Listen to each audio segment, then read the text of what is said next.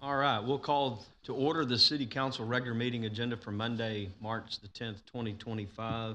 Call it to order at 6:45. I do apologize for being a little bit late starting, as our 4 o'clock meeting ran a little bit over to about 6:15, and we threw something down for dinner real quick so we could get back in here.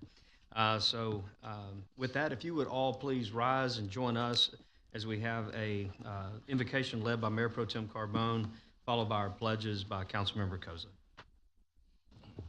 Thank you, Mayor. If y'all would bow your head with me. Dear Heavenly Father, thank you once again for gathering us here tonight. Help us to make the right decisions that are honoring to you and to the citizens.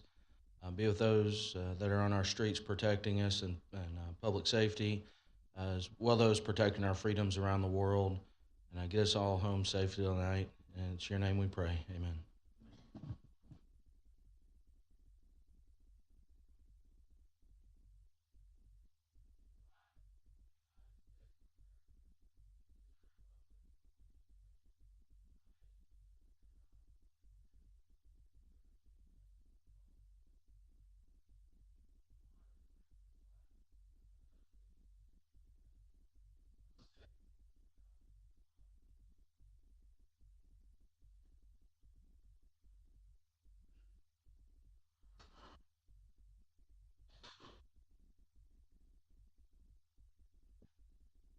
All right, with that, we will move forward in our agenda. Roll call certification of quorum. Madam Secretary, I'll certify we have a quorum present, as all members are present with the exceptions of Member Patel and Chavaria.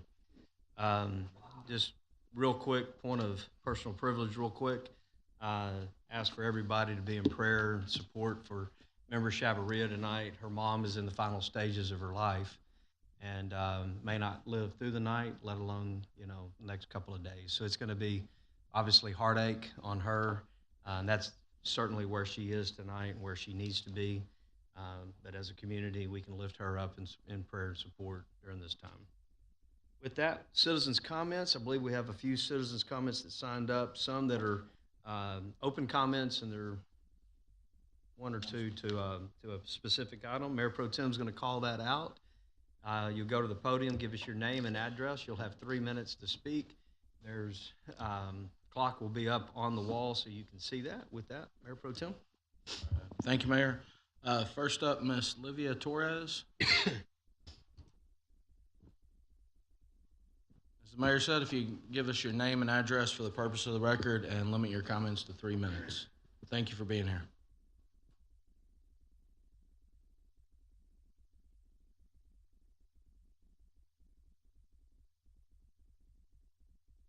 This is working, yeah.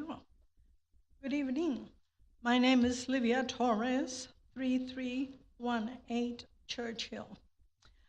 And I am here on my behalf as well as my neighbor's behalf.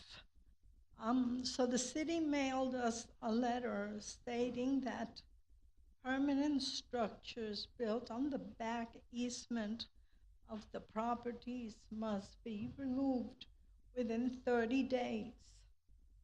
A drainage pipe is going to be constructed there. We just found out about this recently, okay?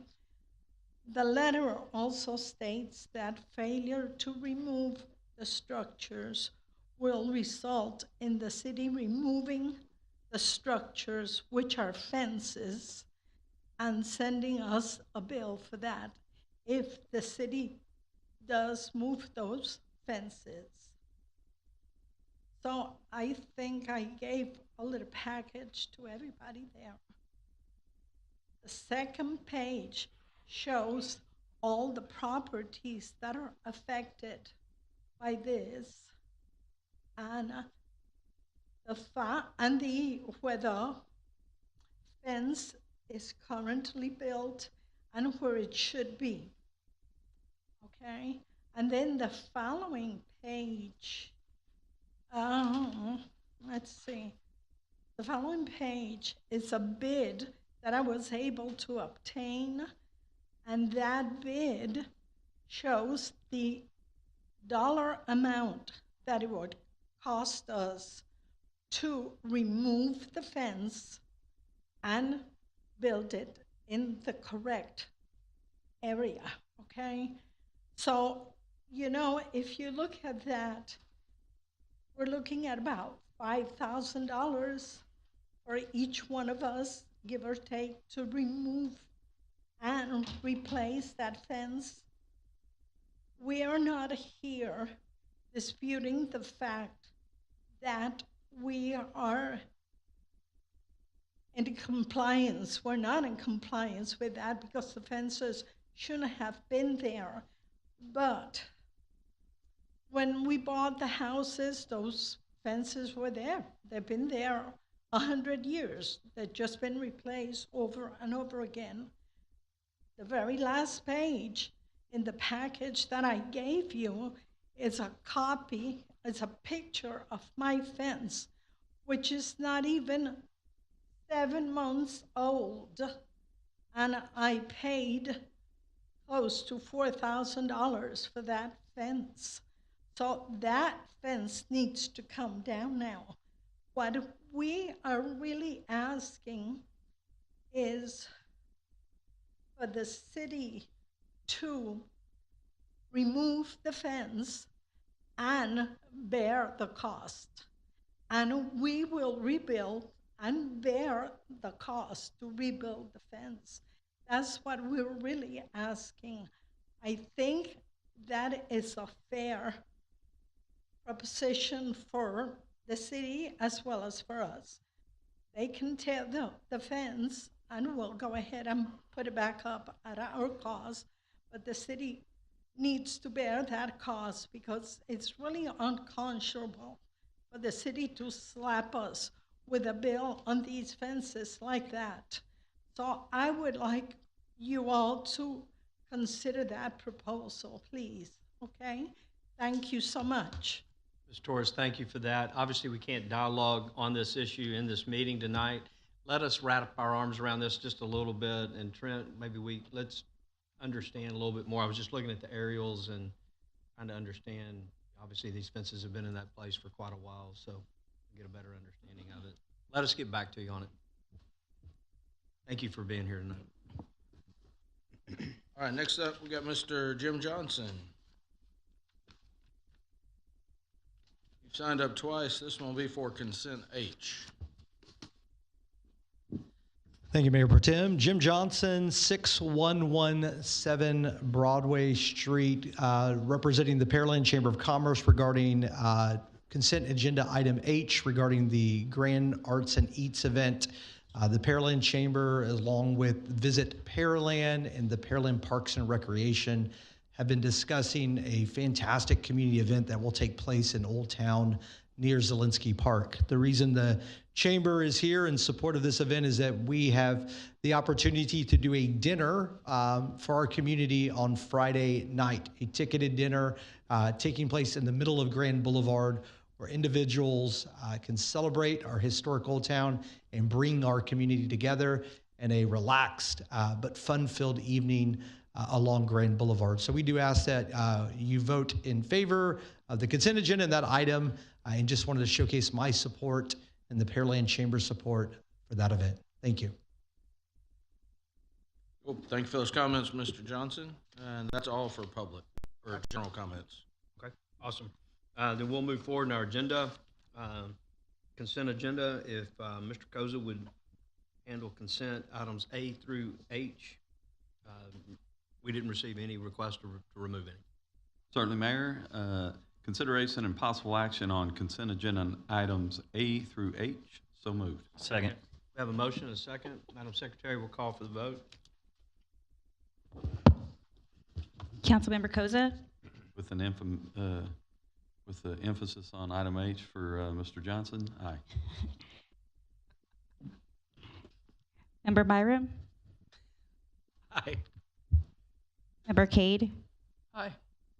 Member Tooman, Aye. Mayor Pro Tem Carbone. Aye. Motion passes 5-0. And we are looking forward to that event. Mr. Johnson, I think it's going to be a great start to Grand Boulevard. With that, we'll move to, there were no matters removed from consent agenda, so we'll move to public hearing number 1. Mr. Wiley, if you would place the item The reason for it, move into staff report, that'd be good. Yes, sir. So this is consideration and possible action on the first reading of an ordinance number 2000M-268. Give me 1 second, Mayor. Sorry, had the wrong thing up.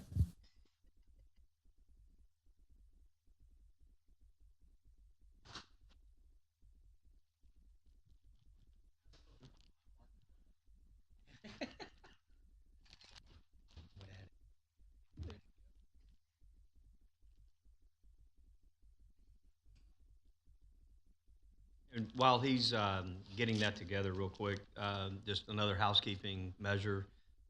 This item, the action item behind it, behind the public hearing, will require a supermajority of council to approve, which is 6, and obviously we don't have but 5 members here, so to give it a fair shake, we'll postpone the actual action item to the next meeting, and then we'll go from there.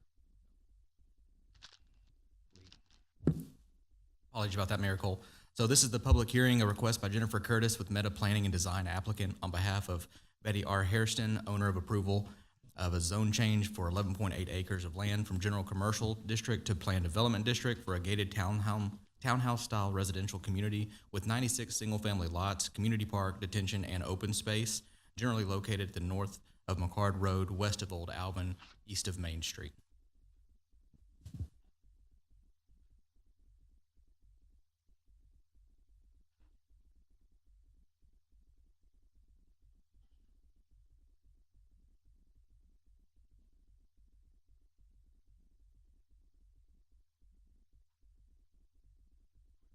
So just a brief summary, this is a develop of a gated townhouse-style residential community with 96 homes. Proposed amenities include a central open space, a dog park, an amenitized detention pond with a trail.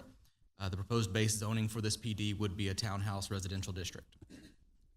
To date, we've received 7 written comments against the proposal, 1 phone call just looking for more information, and then at P&Z we had 4 folks come out and voice their opposition to the proposal. This request did meet all of the standard public notices regarding mail-outs within the 200 feet and the legal ad being posted on site. Just a quick look at the current zoning in the area. So as stated in the request, the area is zoned general commercial currently. To the north, you can see that R2 single-family residence, that's an existing residential community. To the south is undeveloped land, but that does have a permit in and is being developed at the hard corner there of Old Alvin and McCard. The dance studio is to the east, and then self-storage is to the west. Here, just a quick look at the future land use plan. As you can see, the property highlighted in yellow is cut in half by the traditional residential to the north and the commercial center to the south. And then before I dive too much further into some of the content in the PD, I just want to take a moment. This workshop was in July, so I just want to take a moment and refresh on how it originally started. And so there at the bottom, you can see what was shown in July of 2024. And then at the top, you have what they're proposing today. Just wanted to take a moment and show some of the evolution based off of feedback from the workshop and from planning and zoning as well. So similarly, and apologize, this is so cluttered, but wanted to have them on one slide. At the bottom, again, you have what was the different facades that were shown in July of 2024, and then what's being shown today as well. We'll look at what was being proposed today on their own slides later in the presentation. So at P&Z, there were a few items discussed that the developer has addressed following that input. One was deviations added for Maverick Shadow Lane to not be extended. We'll see this here in a moment on a site plan. There was sidewalks added for pedestrian access to the north. The lots that are going to be 85 and 89 foot deep have been identified on the design plan. They've diversified the minimum facade articulations added. They've included anti-monotony requirements. The width of the proposed sidewalks and trails have been added, and then language has been added regarding maintenance of easements, placements of AC units and generators, and playground. That's a comment that came up just because the one setback is only 5 foot and the other side is 0. So here's the current design plan. Again, just to show it, these lots here along McCard identified with these green dots, and here at the transition into the neighbors to the north are those 85 to 89 foot lots. You can see the amenitized detention pond, the walking trail around it, gated entrance, and then here this is a pedestrian gate that will have a code on it for pedestrians to come or go. So here's the proposed landscape plan, just showing the planted perimeter down here along McCard, the central park area with trees and ornamental trees, or shade and ornamental trees, and then trees kind of located around the perimeter of the pond in the corners. Further on the amenity plan, the park in the middle will have a playground area. There will be shade structures in the park as well. The three corners of the pond will have park benches. The pond is slated to be crushed granite product with some shade trees at the corners as well. The gazebo, dog park, and the gated entry.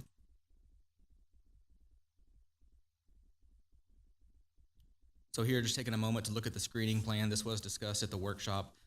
So here at the bottom, you have your key just to see the red area is a 6 to 8 foot wooded fence. You can see it up here in this top northwest corner, and then over here on this east boundary along Old Alvin.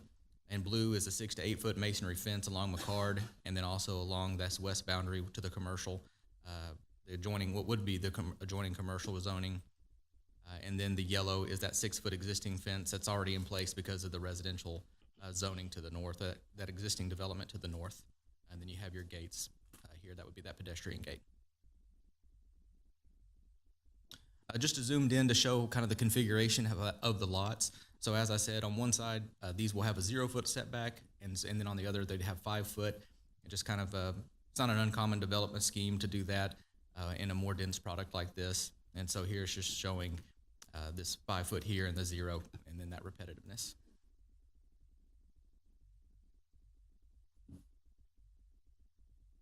So here, just taking a moment to put a full slide up of the proposed facades.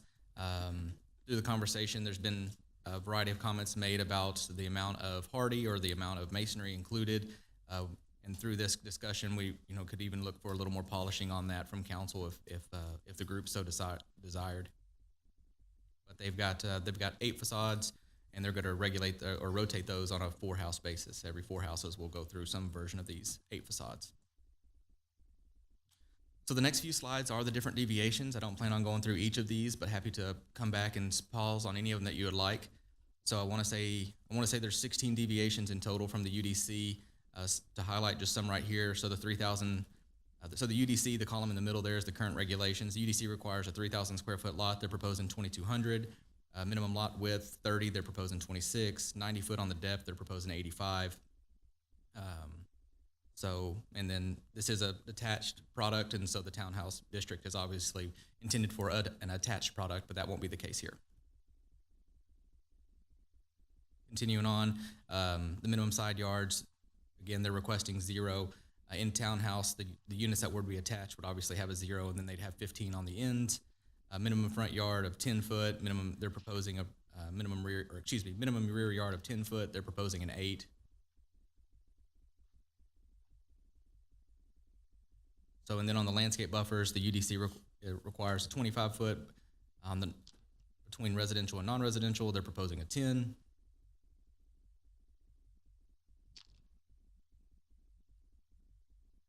Continuing on. So the UDC requires 2 shade trees. They're proposing, just because of the density of the development, to have 2 ornamental trees. And then also, versus the UDC recommendation for the landscaping, they're specifying that each lot shall have specific additional landscaping with fewer overall shrubs and trees. So staff's analysis, the PD overall meets the approval criteria for a planned development district, except for number 5. Number 5 is related to the impacts that development, if approved, would have on the neighboring properties. And the reason staff didn't agree with this meeting number 5 is just because if you put a residential product next to the existing GC, when that GC does come in, it would just create some buffering requirements that wouldn't be in place currently as it is. So staff's recommendation, while the future land use plan is not in support of the proposed development, staff finds that with the additional items provided following P&Z and also with any conditions that council may have, that supporting the use is something that we could do. Additional conditions from this request could come from council, and then following P&Z, this did receive a 0-6 recommendation from them, which is putting the supermajority requirement tonight. With that, Mayor Cole, I'll bounce it back to you. All right, with that, applicant's present, so we'll Move into the applicant's presentation. Welcome tonight. Make sure you give us your name and address for the record.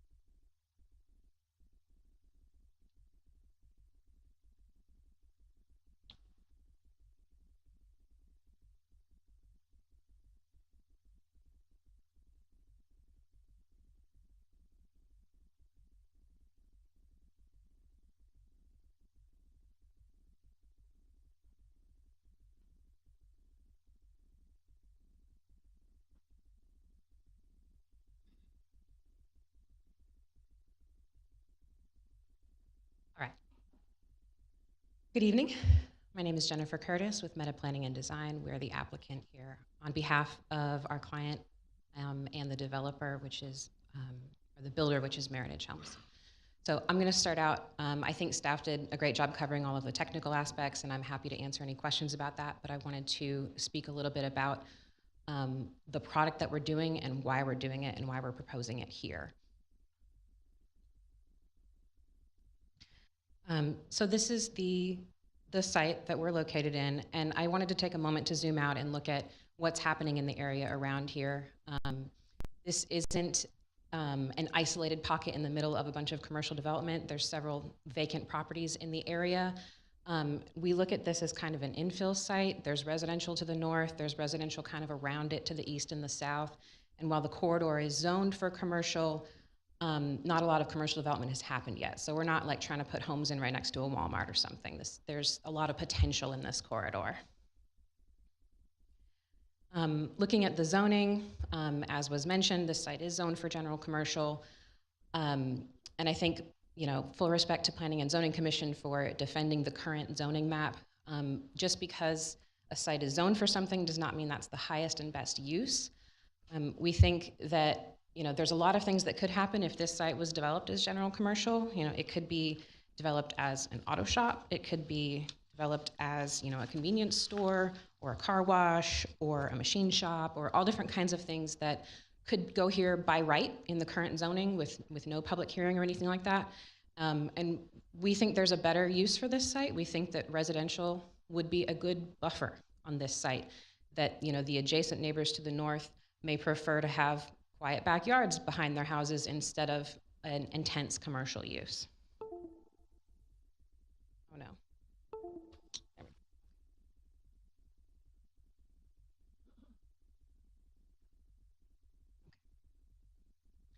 So I just wanted to throw out an example of, you know, if this site were developed as what it is zoned today, you know, it could be developed as 2 commercial corners with detention. This is probably about 100,000 square feet of retail potential right here.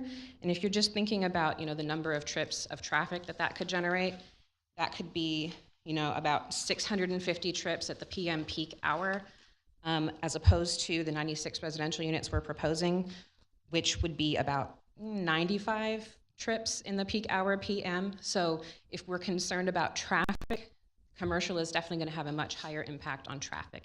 It's also going to have a much higher impact on noise pollution and light pollution and cut through traffic into the neighborhood, because our residential development is proposing not to extend Maverick Shadows Lane, but developing the site as it is right now today. That street would connect to McCard Road, and you would have traffic coming from McCard to the neighborhood into the commercial areas and cutting around the intersection of Old Alvin and McCard where that signal would be.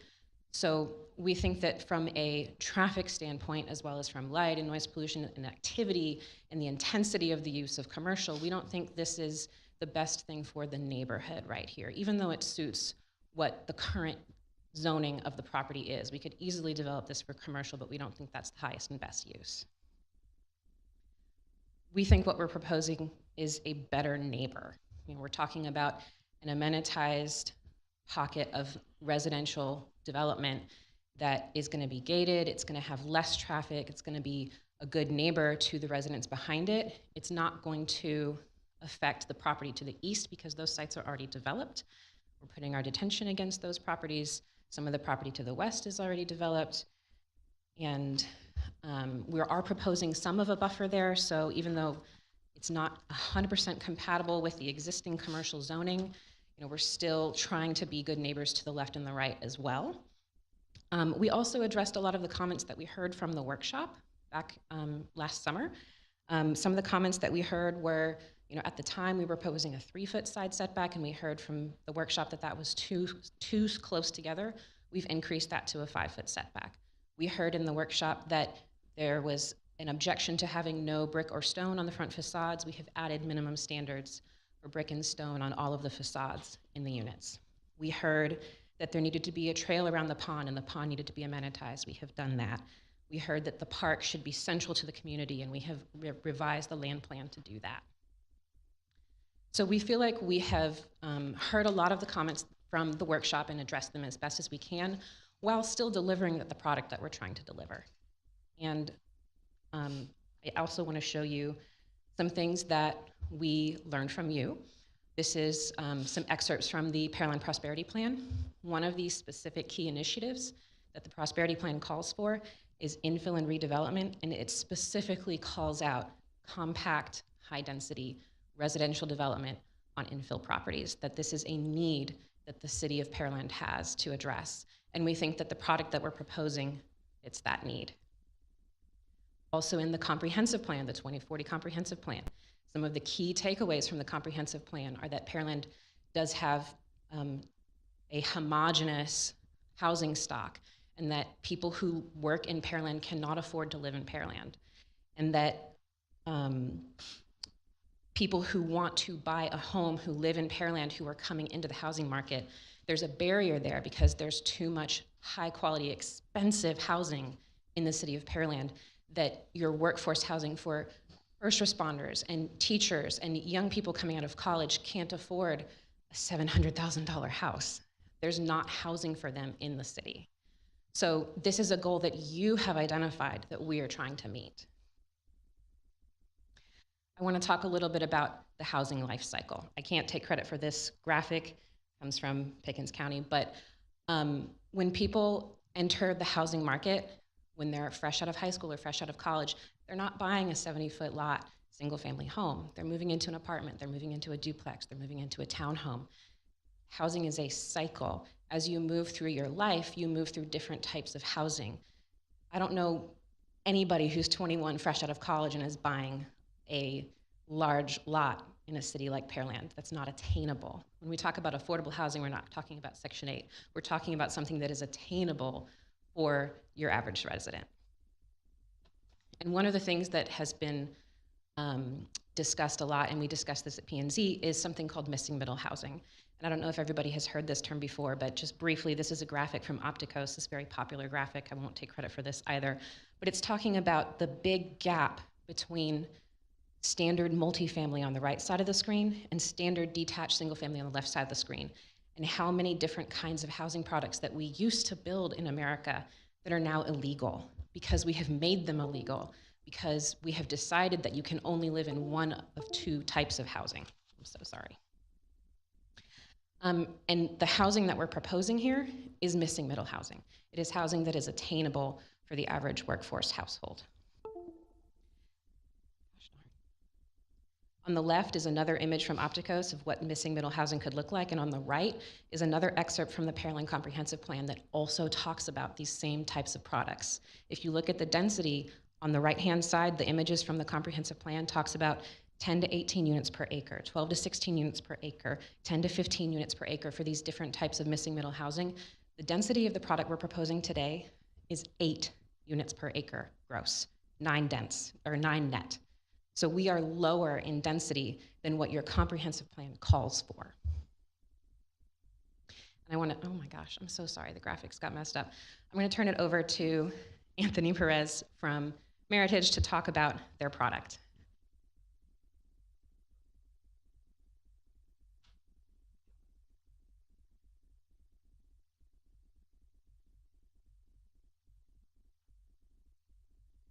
Good afternoon. I'm Anthony Perez, Meritage Homes, like she said. Address is 3250 Briar Park Drive, Houston, Texas. And I just want to go over our product a little bit. I'm sure that's, what a lot of concerns are on it. It's a high-density, detached townhome. Like she said, we're going to have 5 feet between each home. We do include masonry on each of our homes. Some of that is minimal. We have approximately a 3 foot on our very minimum 3 foot tall brick or stone on the front of the house, but the rest of our homes is going to have brick up past the garage, up over the garage. And to me, it's a very attractive product. These are just some images from some of our other communities. So approximately the square footage is going to be just over 1,400 up to just over 2,000 square feet.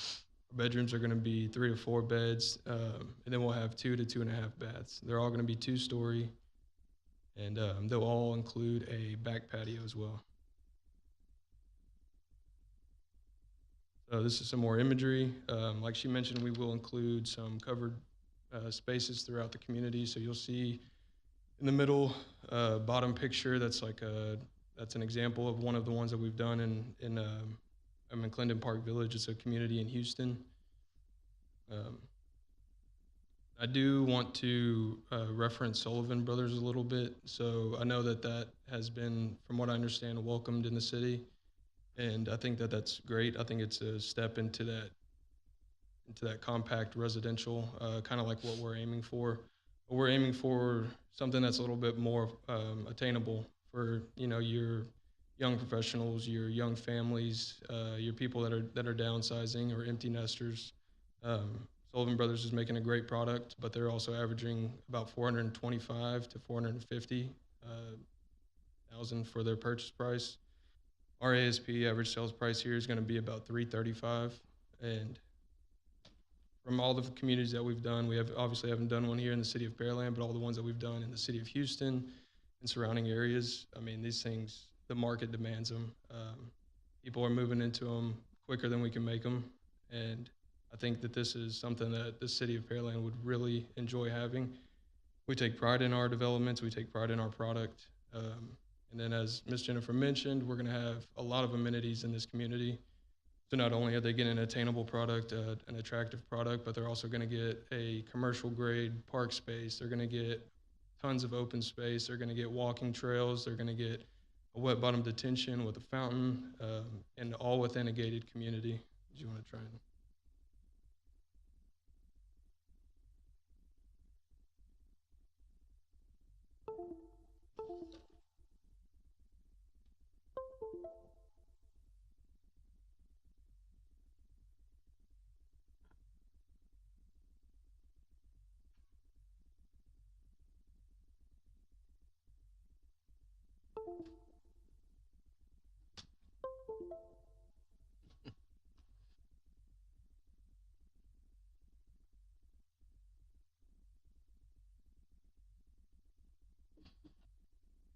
It's great when it's smooth, right?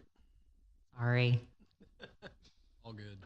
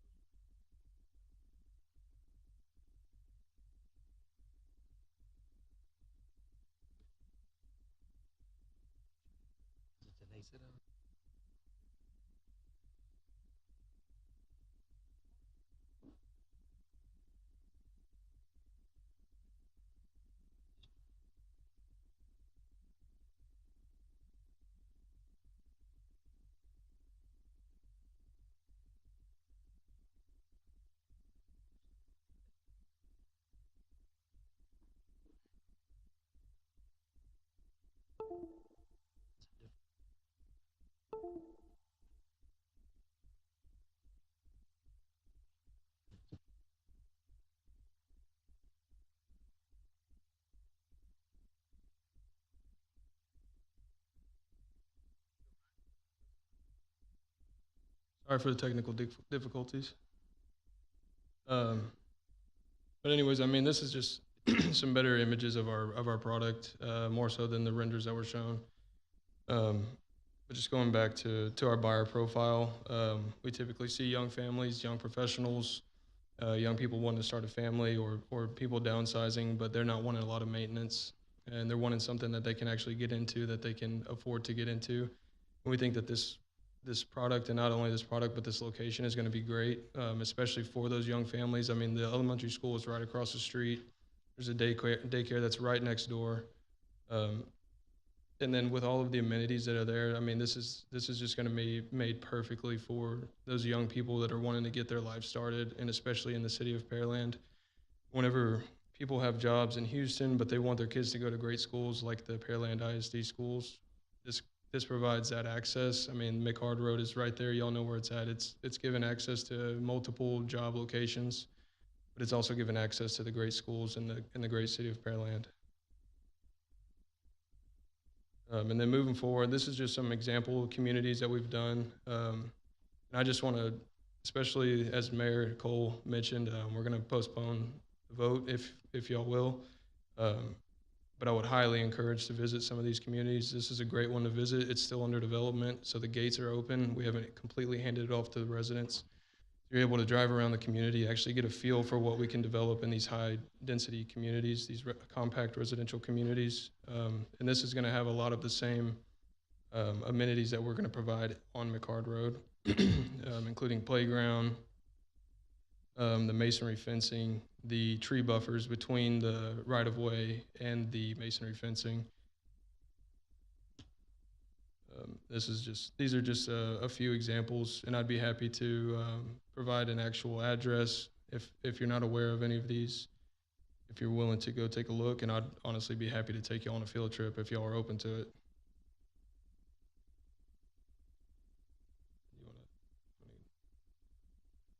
I'm gonna hand it back over to Miss Jennifer.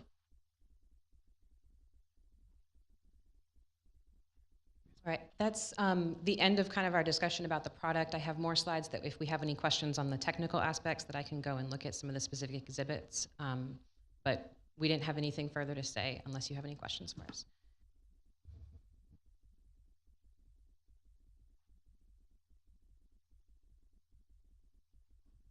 All right, sorry about that.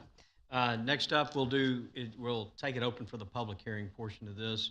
If you're here and you would like to speak in favor or against this proposed request, you can go to the podium, give us your name and address for the record, and you have 3 minutes to speak.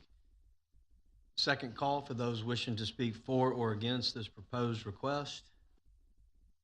And third and final time, those wishing to speak for or against this proposed request. Seeing none, we'll move it to City Council for questions, comments, and concerns. Anything? Mayor Pro Tem? Just reading the packet, there was quite a bit of opposition, and P&Z voted 0-6. Going through the variances or exceptions, it seems like there's a bunch of them. So I don't know. I have trouble getting too excited about this product. Vance, do we have a compact residential development guide in our UDC to go by? Yes, sir. Give me just 1 second. I think that's part of the problem on variances is we don't have it in our comprehensive plan or in our UDC to go by, just like Sullivan didn't. So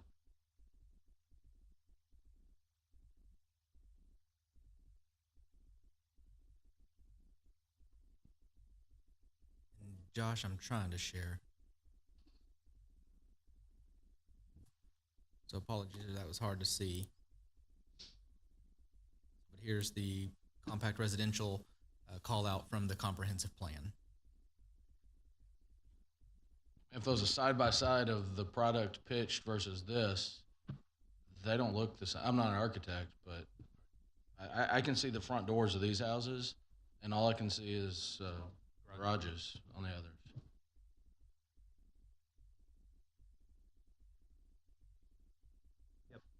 Ms. Cade? On the, I wanted to ask about the playground. Is the playground equipment, is that the picture, is that what it's gonna be? Not that exact product, but it will be a commercial grade playground. Commercial grade, that's what I wanted to hear you Yes, say. ma'am. Thank you. Member Cade, if I can. Currently within the PD standards, there aren't stipulations that say commercial grade. So if the desired outcome from the picture and from this public discussion is the direction that council wants to go, I would recommend that we added some stipulations saying that it's of a commercial standard that would be located at a public park or something to that effect. Otherwise, we're going to end up potentially with something that's of a lower quality. We would need to We put can the do that. commercial grade into the document. What he's We can do that. Right. Mr. Koza? My comment, Mr. Perez made reference to the Sullivan project. The big difference between this project and the Sullivan project, for me, we had quite a lot of community support for that project, as well as I'll call it stakeholders or neighbors that are in the area that also supported it as well. I don't know where the 7 folks and 4 that called or wrote in or testified, whatever way they dissented. To me, it's a stark difference between the two. So I would probably not be in support of it. If we can go up to the site plan on the map, yeah, right, either one of those is fine. There's a question for Chief Taylor. Up there in the top left corner, you've got that dead-end street. Is that something that fire would be okay with, or does that need to have a cul-de-sac or something? I don't feel like you'd have an apparatus be able to turn around there. I would need to see the plan on that. We like to have 2 egresses, however that looks like a gate that we would be able to exit from if we needed to do so. Would that be correct? Correct. Just from what it appears to me. Yes, that would be On fine. the top left corner, so where those light tan lots are, Mhm. if that far end was on fire, getting an apparatus down there, you'd have to back out. I'm assuming. Yeah, and that's not an issue because of the distance. If you go over, I believe it's 150 feet, you have to have a hammerhead turnaround. That one doesn't look like it's anywhere near that distance. So I have not seen the distances on this particular track, so we'd have to look at that as we got into the development phase. That'll all be approved as we go through, and the FMO looks at that so that we'd meet all those qualifications on there that we look for. Okay, so offhand, it doesn't jump out at you as particularly problematic? It does not look problematic. Okay, thank you, sir. Also, I believe, correct me if I'm wrong, Vance, some of the comments we got back from the objections to it from the community behind it, where they did not want a gate connecting their neighborhood to this. Was that right? Yes, sir. So the concern was just about their the amenities in their neighborhood being utilized by the residents here. But this would be a gate with a code box on it, or however you would say that. Can I speak to that? Of course. Sure. So the initial proposal did not have any connection at all. Staff requested that we provide a pedestrian connection, and that's what we've done here. But we did hear from the neighbors that they did not want any connection.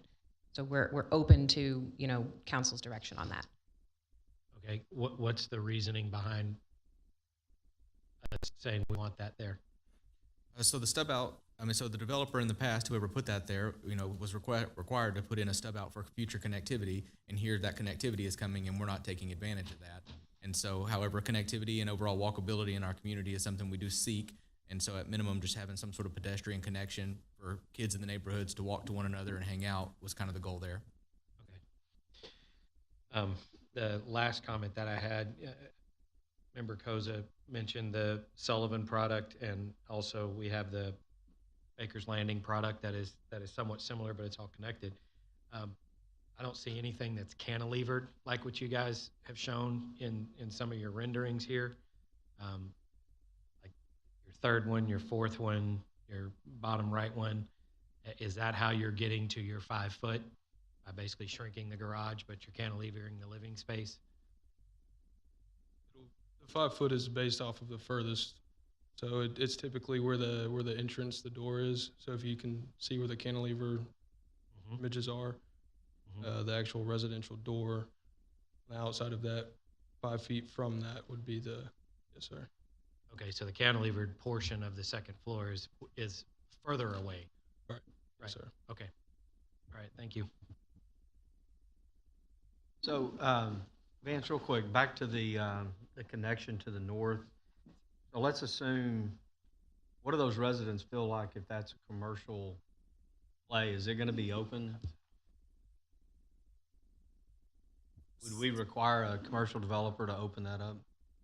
No, sir, not necessarily. The lot's plenty big for a commercial development to come in and not put that in. Okay. So obviously the connection was there because one day it provided. Is there 2 connection points already for the neighborhood to the north? Give me 1 second. I thought there was. I just. The interactive mode. There are. I want to assume that that's correct, but I want to make sure of that before we say, no, you can't.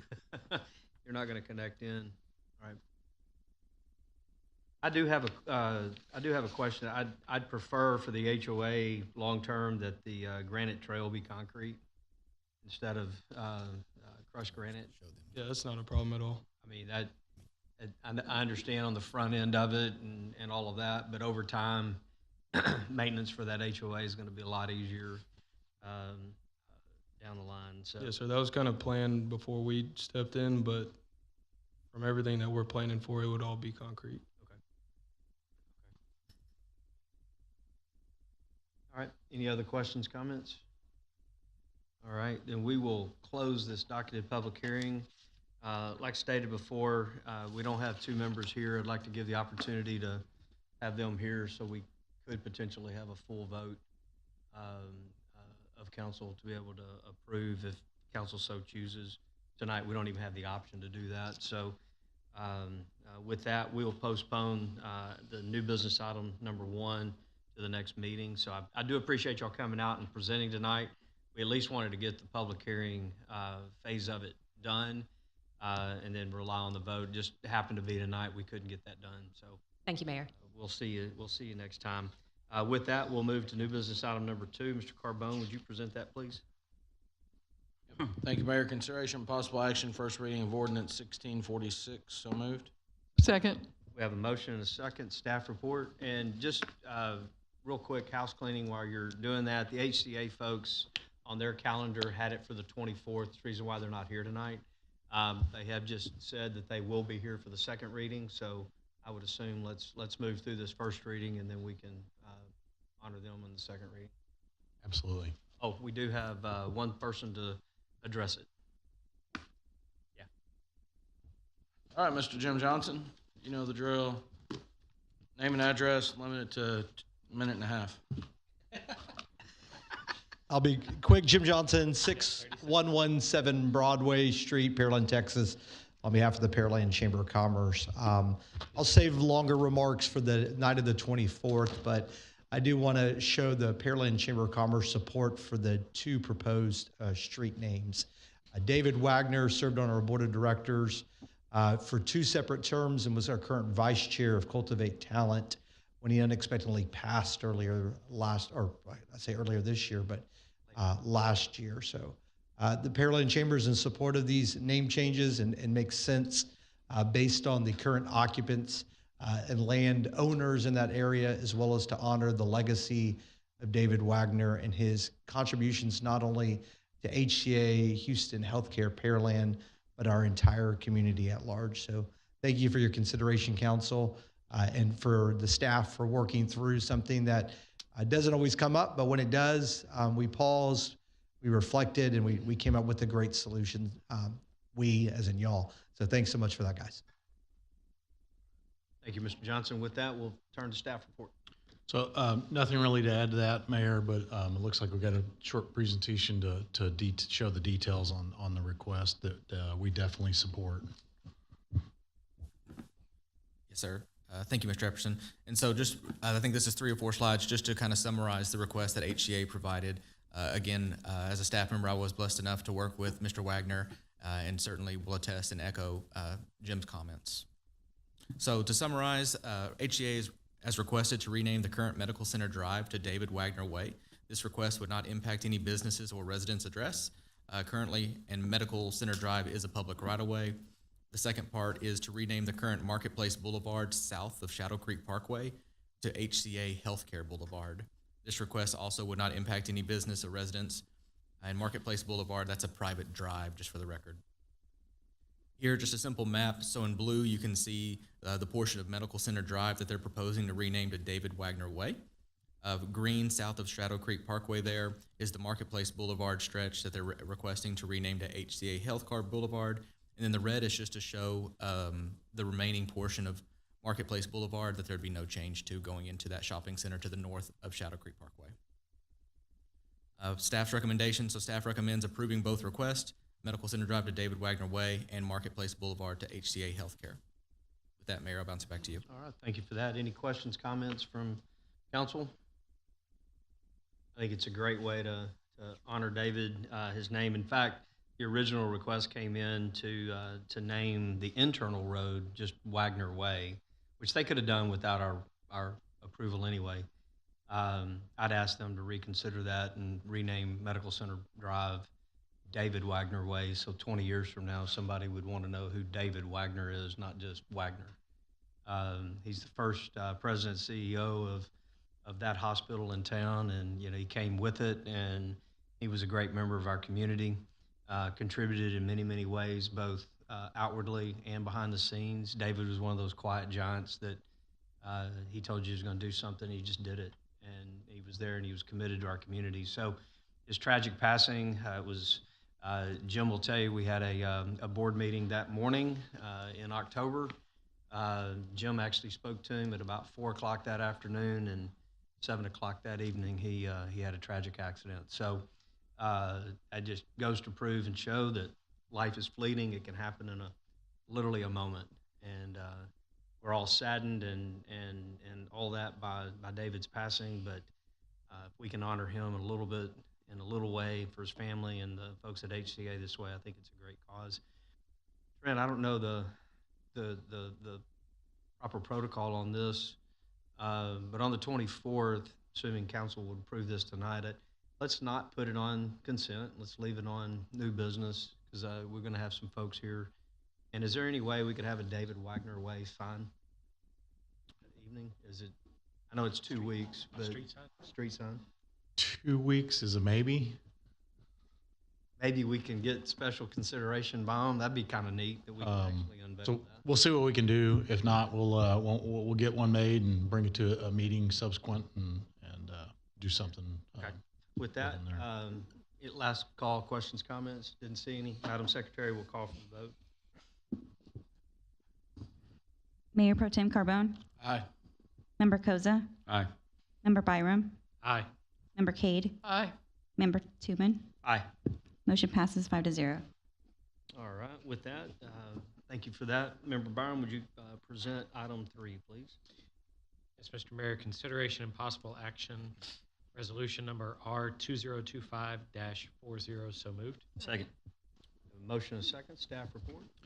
Thank you, Mayor. Good evening, Council. On February 1st of this year, the Council, along with our senior staff, held our annual planning retreat.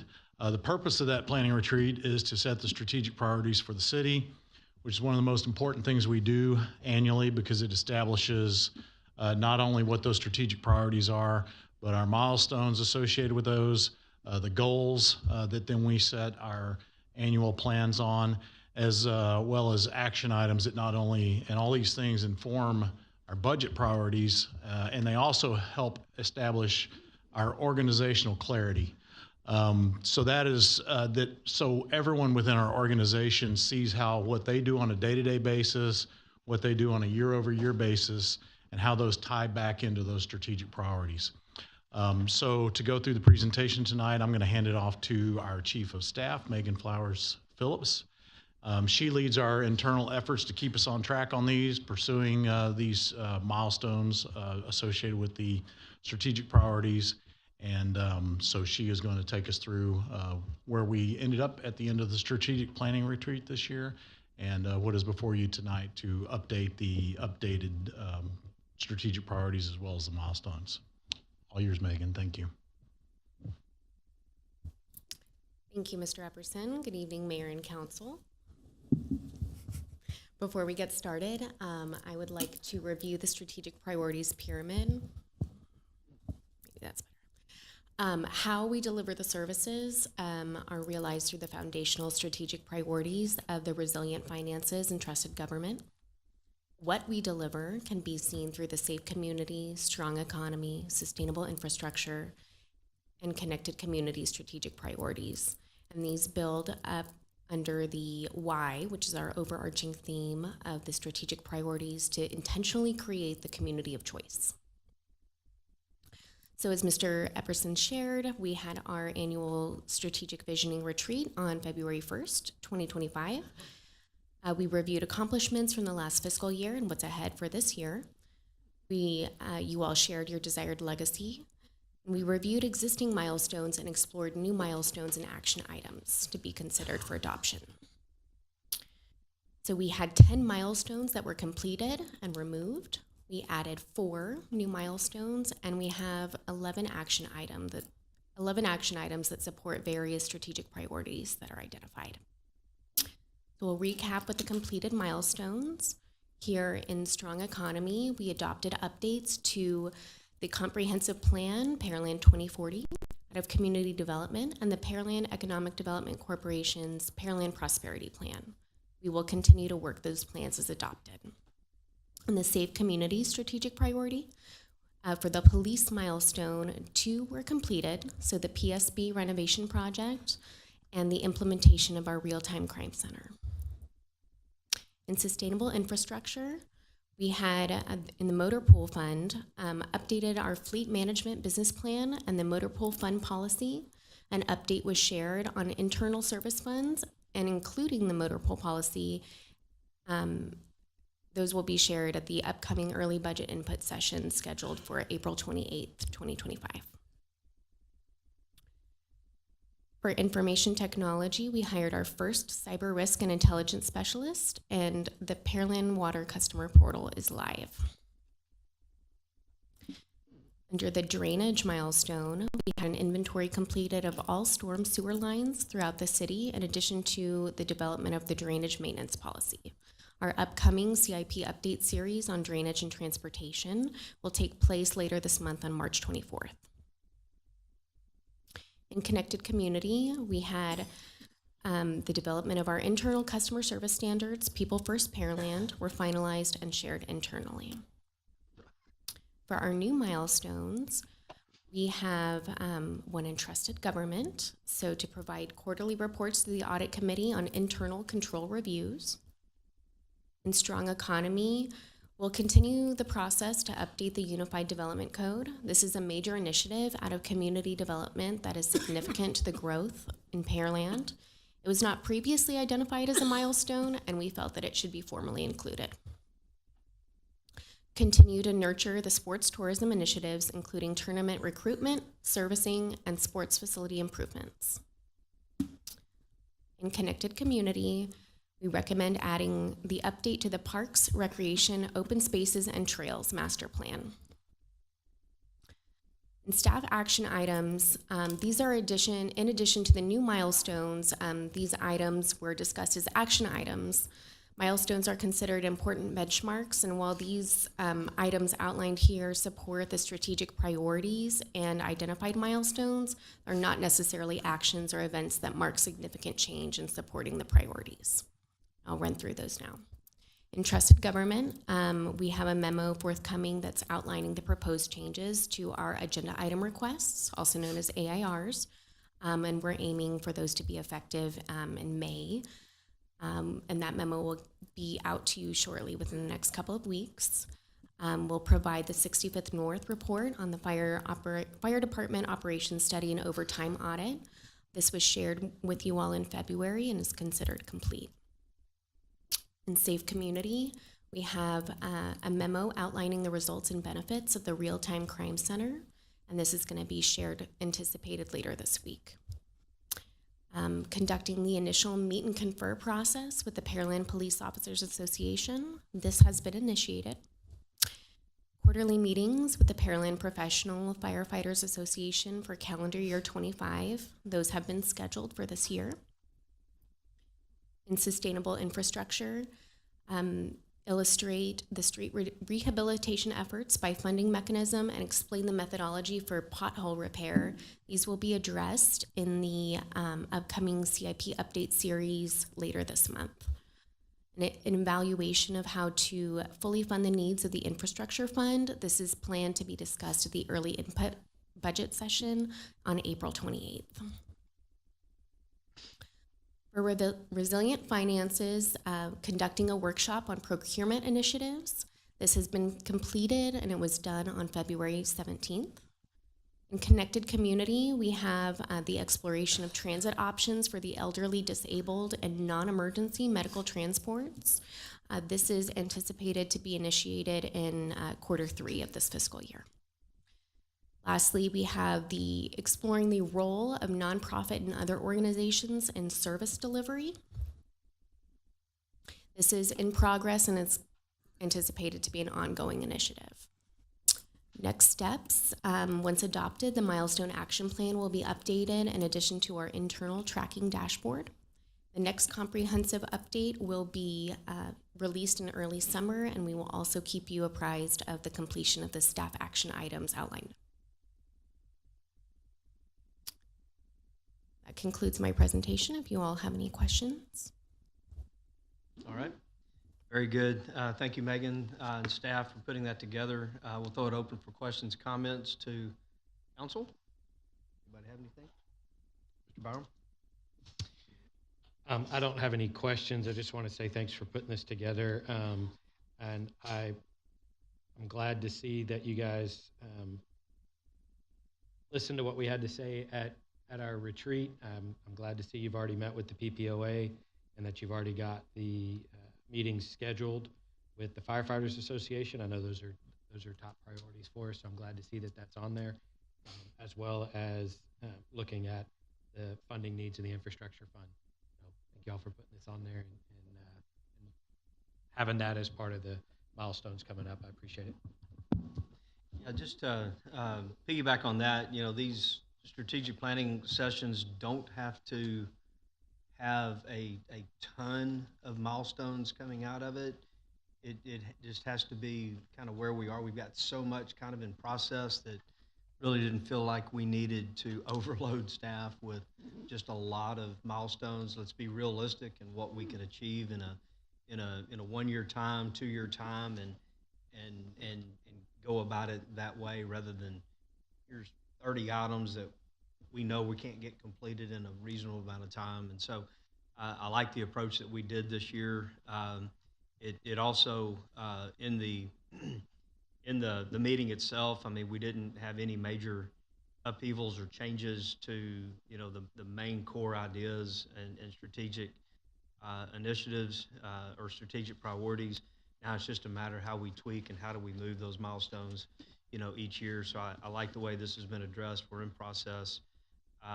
And we're always going to be in process, right? I mean, that's just kind of how, you know, this works. But I really feel like we've taken a big milestone just in doing this. This was our 5th one, and it seems to be, you know, exactly where we need to be, even to the point, Trent, that every department is involved in the strategic priorities, where they fit in, how do they fit in. Their own internal planning and strategic planning within their department incorporates the strategic priorities. And so it's truly we're all in these strategic priorities together. And I think that's a testament to the organization, that everybody is feeding off of each other and moving these priorities forward. So I certainly appreciate the work that we've done on that, and gotten to this point. So any other questions or comments? Look forward to approval and let you guys move on. With that, Madam Secretary, we'll call for the vote.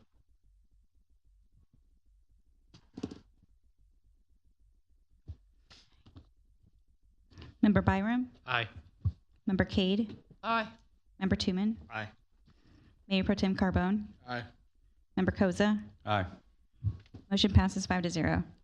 All right, thank you for that. Moving to other business, there was none. Mayor, council issues for city council discussion, there were none on the agenda. With that, we'll move to executive session under Texas Government Code, Section 551.071, consultation with city attorney regarding confidential legal advice associated with contractual matters. With that, we'll adjourn at 7:53.